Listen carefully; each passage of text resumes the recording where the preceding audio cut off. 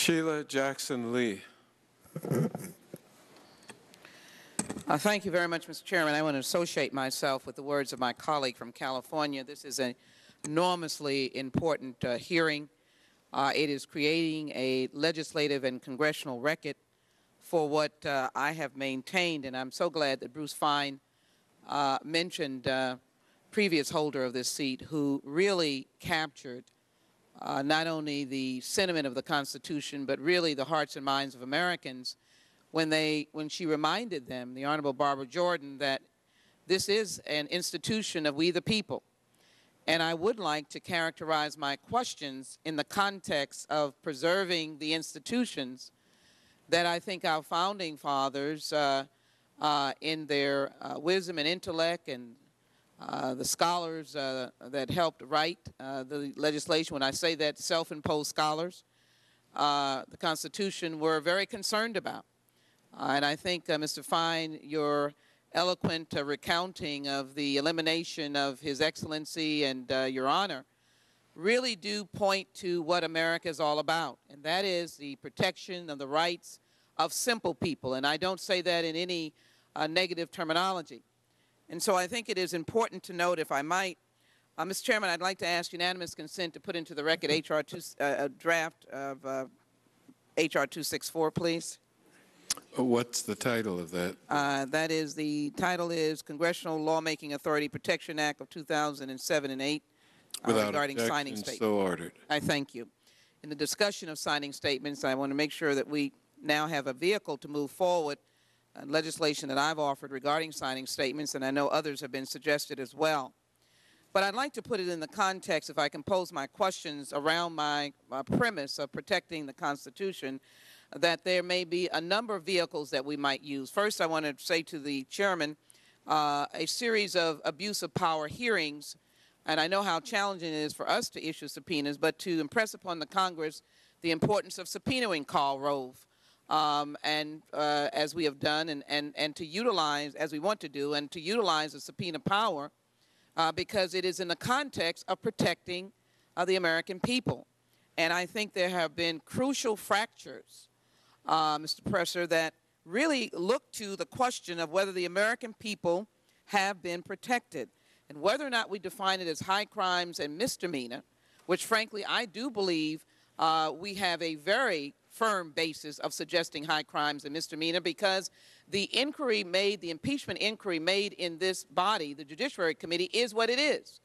It is a prosecutorial approach. It is the indictment. It is the question of determining whether we move forward. And then the trial is held in the Senate. So in essence, we're giving in essence, defendant or defendants the opportunity to be heard.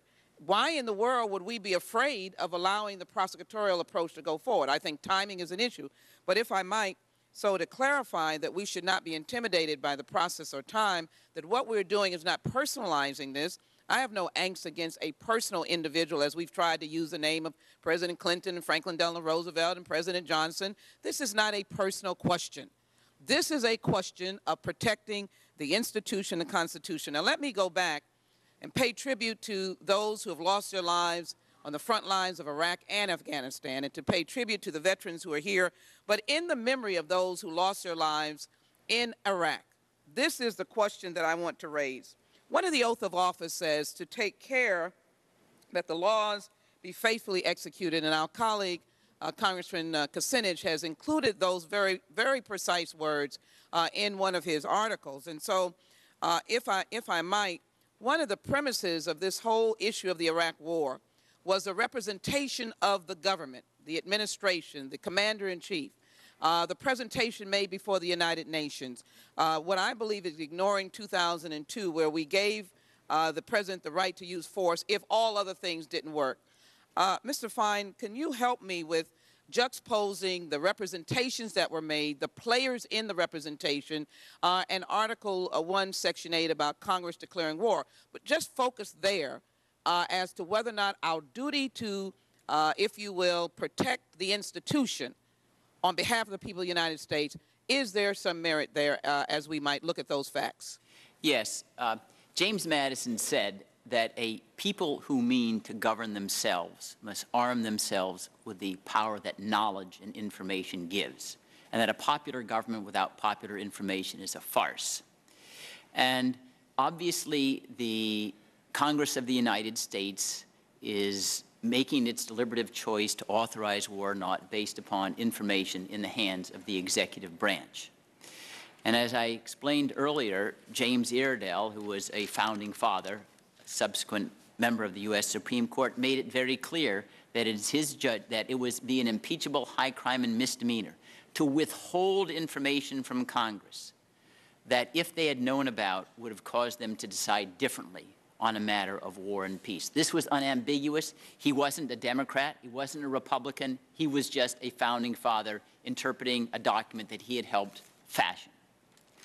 Now, based upon the administration's own former occupants of office, including George Tenet and others who have served in the CIA that have not been denied by this administration, there was withheld from this Congress strong information that Congress had a right to evaluate on its own, not just based upon President Bush, that undercut the idea that there were weapons of mass destruction in Iraq that the President held out as a justification for Congress to authorize war, and that al-Qaeda was in cahoots with Saddam Hussein.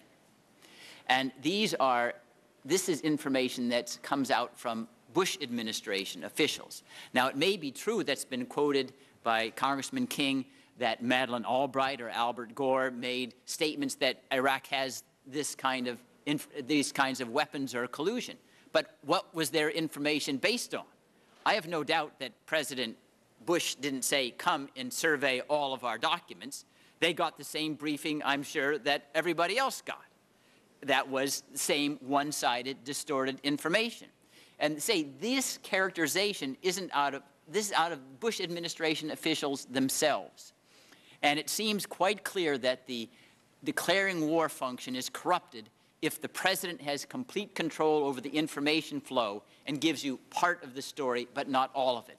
Because the power to declare war means you get to make your own independent evaluation of what to believe or not, just not what the President wants you to hear. And any of that could bear on, just if we were in an inquiry, could bear on treason to the extent of how you undermine the infrastructure of government, and could also lay the precedent for, say, for example, an attack on Iran. So we're forward-thinking when we do this kind of inquiry, are we not? Of course. Suppose that there's conflicting information about whether Iran, in fact, has a nuclear weapon, and there's just one snippet and says, oh, all the information that I'm giving you suggests there's a nuclear weapon and they're about ready to launch an attack against Jerusalem. There's volumes of information otherwise, but that's all suppressed. So you only hear part of this story. That clearly, in my judgment, is an impeachable offense under the standard of the Founding Fathers, not under the standard of anybody who came afterwards with partisan grind. James Iredell didn't have any grudge against a Republican or Democrat. He was seeking to defend the Constitution.